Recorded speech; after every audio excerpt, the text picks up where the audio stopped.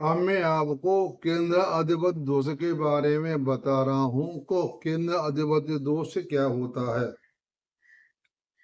बृहस्पति व शुक्र को परम शुभ होने के कारण केंद्रेश होने का परम दोष होता है। इन्हें मार्ग तत्व प्राप्त होने पर उतना दोष नहीं होता जितना कि स्वग्रही होकर मर स्थान में बैठने से होता है।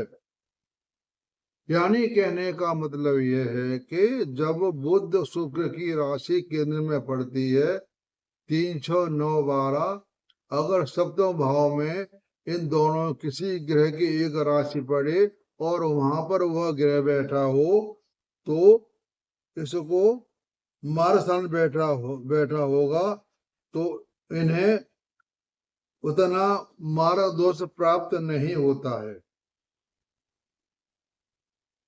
यानी मार्ग तत्व प्राप्त होने पर उतना दोष नहीं होता जितना के स्वग्रही होकर मार्ग स्थान में बैठने से होगा।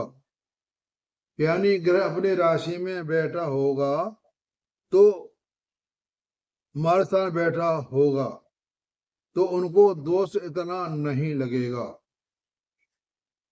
ये मैं पहले ही बता चुका हूं कि अगर केंद्र में बुध या गुरु स्वामी अपनी राशि में बैठा हो तो उनको इतना दोष नहीं लगेगा।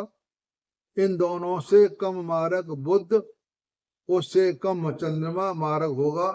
यदि यह संबंध संबंधित कल्पना दुष्कर होने के कारण इस प्रसंग की व्याख्या नाना प्रकार से असंगत युक्त ढंग से की जाती है। अतः स्पष्ट करने के लिए एक बात और लेते हैं कि पहले हम यह बात स्पष्ट की जा चुकी है कि शुभ ग्रहों की राशि यदि केंद्र स्थान में पड़े तो वे सम हो जाते हैं, बराबर हो जाते हैं, अर्थात शुभ फल देने की अपनी सामर्थ्य को नहीं दिखाते या खो बैठते हैं, या कुछ भी कह लो।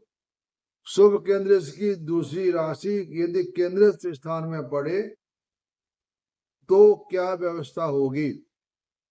शुभ केंद्र की स्वामी दूसरी राशि यदि केंद्र स्थान में पड़े तो क्या व्यवस्था, इसका विवेचन में किया जा चुका है। अब प्रश्न यह है कि केंद्रेश की दोनों राशि यदि केंद्र में हो, केंद्रेश की दोनों राशियां केंद्र में हो, ये सिर्फ बुध और गुरु की हो सकती है और किसी ग्रह की दोनों राशियां नहीं होंगी। यदि नित्य नैसर्गिक शुभ ग्रह ही सम हो गए तो जीवन में शुभ फल अत्यंत कम हो जाएगा।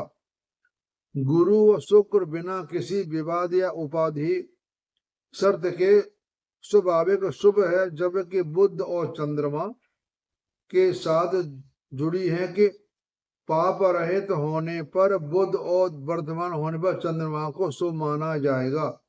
यानी बुध जिस ग्रह साथ बढ़ वैसा ही देगा और क्षीण कम अंश का है चंद्रमा तो वह भी फल देने में असमर्थता बताता, अन्यथा ये दोनों ग्रह अशुभ ही रहेंगे। गुरु व शुक्र निरपराधिक रूप से निसर्गिक शुभ है। यदि ये दोनों केंद्र अधिपति होकर सम हो जाएं, उदासीन हो तो जीवन में बड़े शुभ फल देने की शक्ति में अत्यंत कमी हो जाएगी, बड़ा फल देने में कमी आ जाएगी। अतः व्यक्ति को विशेष शुभ फल नहीं मिलेगा। दोनों राशि यदि केंद्र में हो तो गुरु व शुक्र को महान दोष लगता है। अब प्रश्न यह है कि बृहस्पति की राशि केंद्र में पड़ सकती है किंतु शुक्र की दोनों राशि केंद्र में कभी भी नहीं पड़ सकती। कहने का मतलब यह है कि बृहस्पति की दोनों राशि केंद्र में पड़ सकती हैं, शुक्र की दोनों राशि केंद्र में नहीं पड़ सकती। तब गुरु शुक्र के स्थान पर गुरु और बुध को क्यों नहीं लिया। कारण यह है कि बुध की दोनों राशियां केंद्र में ही हो सकती हैं। इस विषय में यह ध्यान रखना चाहिए कि पंक्ति में मार्ग तत्व का संबंध जोड़ा जा रहा है। यह बृहस्पति व शुक्र दोनों राशियां या कोई राशि 4, 7, 10 में होने पर उनकी शुभता उदासीन या सम हो जाएंगी। सभी गुणों से यह अत्यंत फल प्रदान करते हैं और यह बात ध्यान देने की है कि 4 7 10 भावों का यहाँ ग्रहण होगा। इस केंद्र स्थान में सप्तम स्थान मार्ग स्थान को होता है। 2 मार्ग स्थान होते हैं, 2 और 7।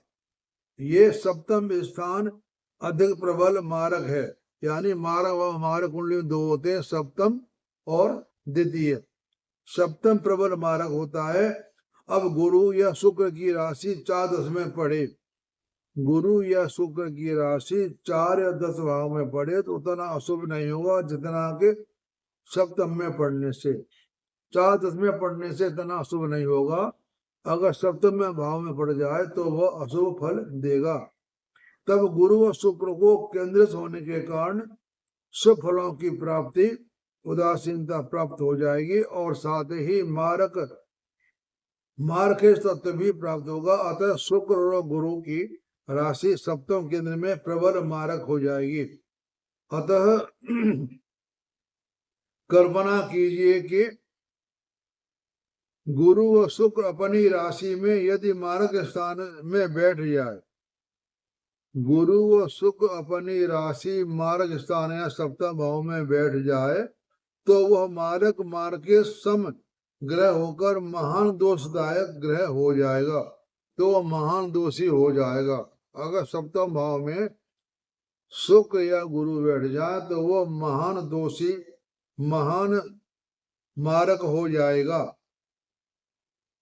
और गुरु शुक्र की राशि यदि सप्तम स्थान में पड़े तथा वहां स्थित भी हो तो प्रबल मारक हो जाएगा। यानी वहां राशि हो तो भी और वहां बैठा हो तो और ज्यादा मारक सिद्ध होगा। अर्थात केंद्रित होकर गुरु शुक्र शुभ नहीं होते। साथ ही यदि मार्केश हो जाए तो अधिक अशुभता प्राप्त कर लेंगे। या मार्केश भाव में बैठ जाए तो ज्यादा अशुभ होंगे, बाकी इतना अशुभ ये ग्रह नहीं होंगे। अतः गुरु की एक राशि सप्तम में पड़े तो उसकी दूसरी राशि भी सदैव किसी अन्य स्थान में पड़ती है।